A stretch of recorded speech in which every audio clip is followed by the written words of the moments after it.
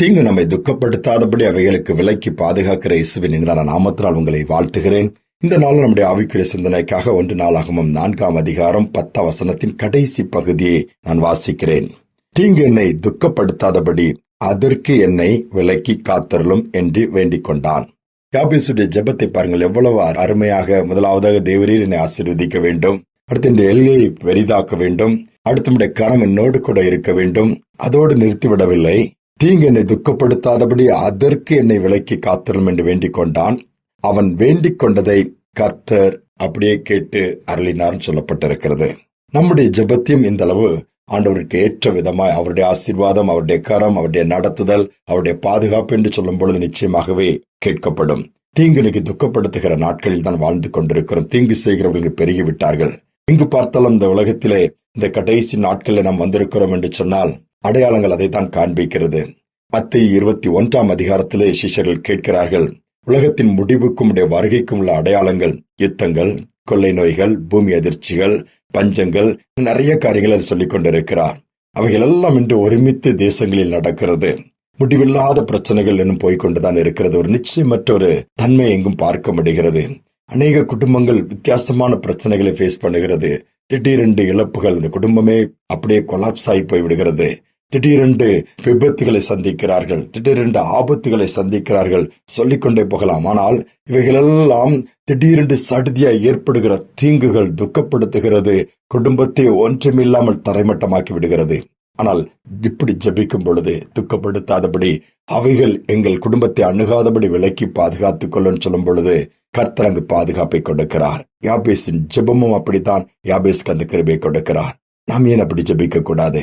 ஒவ்வொரு நாளும் விபத்துகளுக்கு விலக்கியங்களை பாதுகாத்துக் கொள்ளுங்க. பிள்ளைகளுக்காக, குடும்பங்களுக்காக, ஒவ்வொருவருக்காக, வாகனங்களை ஓட்டுகிறவர்களுக்காக, கொஞ்சம் கடினமான இடத்திலே பணியாற்றுகிறவர்களுக்காக, பாதுகாப்பற்ற தன்மையிலே பயணம் செய்கிறவர்களுக்காக, இருப்பவர்களுக்காக ஜெபிக்கும் பொழுது கர்த்தர் பாதுகாப்பாரு. கொடிய வியாதிகள் தாக்கி இன்னைக்கு மனுக்குலத்தை அழித்துக் கொண்டிருக்கிற காலகட்டம். இன்னைக்கு நாம் ஆண்டவரோடு கூட அவருடைய கரம் இருக்கும்படியாய், அவரை சார்ந்து கொள்ளும்படியாய் கேட்டு ஜெபிப்போமானால் உதவி செய்வார். ஒரு பெரிய ஃபேக்டரி, ஏராளமான பேர் அங்கு வேலை செய்கிறார்கள். வித்தியாசமான வேலைகள் இருக்கும், நீங்கள் அறிந்திருப்பீர்கள்.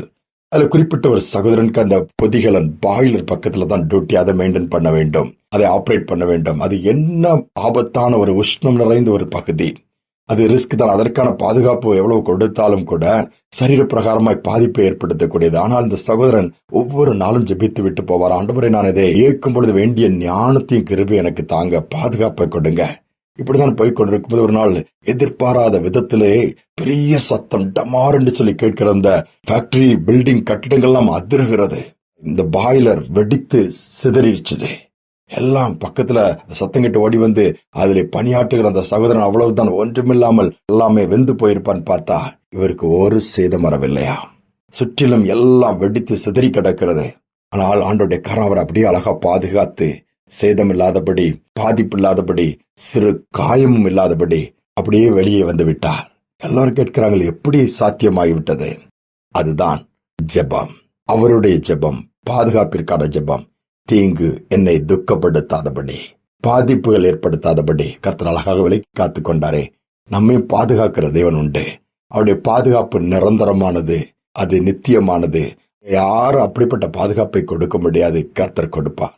தீங்கு நாளில் தமது கூடார மறைவிலே ஒளித்து வைத்துக் கொள்வார். தாவீது சொன்னது போல நாம ஆண்டவர் கரத்தில் நம்முடைய குடும்பத்தையும் கொடுத்து உடைமைகளை கொடுப்போம், ஜெபிப்போம். யாபேசின் ஜெபத்தை கேட்ட தேவன் நம்முடைய ஜெபத்தையும் கேட்பார். ஜெபிப்போம். அன்பின் தகப்பனே, தீங்கு நிறைந்த நாட்கள் நாங்கள் வாழ்ந்து கொண்டிருக்கிறோம். எங்கு பார்த்தாலும் தொற்று வியாதிகள், எங்கு பார்த்தாலும் உஷ்ணத்தின் தாக்கங்கள், எங்கு பார்த்தாலும் வேதனையான காரியங்கள், எங்கு பார்த்தாலும் அழிவுகள், எங்கு பார்த்தாலும் துக்க செய்திகள். அப்பா, ஏதாவது ஒரு காரியம் துக்கப்படுத்திக் கொண்டே இருக்கிறது. முட்களாய் மாறிவிட்டது நாட்களிலே அவைகள் எல்லாவற்றுக்கும் விலக்கி பாதுகாத்து சந்தோஷமாய் நடத்தமால் தான் கூடும். அப்பா, துக்கத்தோடு, தீங்கினால் ஏற்பட்ட பாதிப்பினால் வேதனையோடு இருக்கிற பிள்ளைகளை நீ நினைத்தரலும். இந்த நாட்களில் எந்த காரியம் அவர்களை துக்கப்படுத்துகிறதோ அந்த துக்கத்தை மாற்றுங்க. அந்த காரியங்களில் ஒரு மாற்றத்தை ஏற்படுத்துங்க.